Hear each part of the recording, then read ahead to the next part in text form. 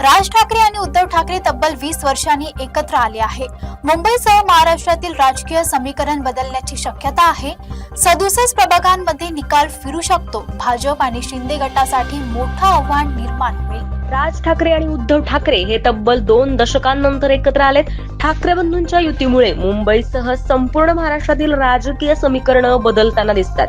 विशेषतः मुंबईत या युतीचा मोठा प्रभाव पडण्याची शक्यता असून तब्बल 67 प्रभागांमध्ये निकाल बदलू शकतो असा अंदाज व्यक्त केला जातोय. यासाठी 2024च्या या विधानसभा निवडणुकीतील मतदानाचा दाखला दिला जातोय.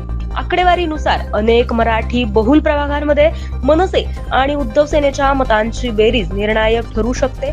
वरळी, माहीम, शिवडी आणि दिंडोशी सारख्या भागात दोन्ही पक्षांचे स्वतंत्र मतदार एकत्र आल्यास शिंदे सेना आणि महायुती समोर मोठं आव्हान उभं राहू शकतं. या युतीमुळे भाजप आणि शिंदे गटाची धडधड वाढली असून आगामी महापालिका निवडणुकीत ठाकरे बंधूंची युती किती प्रभावी आहे हे बघायला आता सगळे उत्सुक आहेत.